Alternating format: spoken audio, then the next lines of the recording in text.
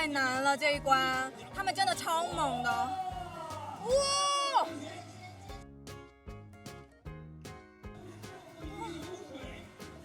巨累，巨累，会死的那种。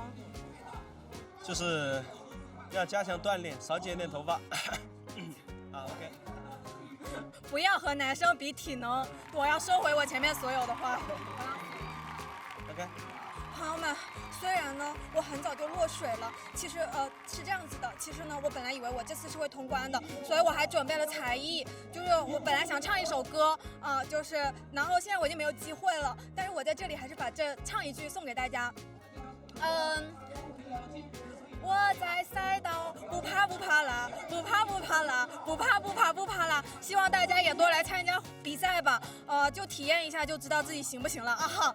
好了，我要走了，我实在是太菜了。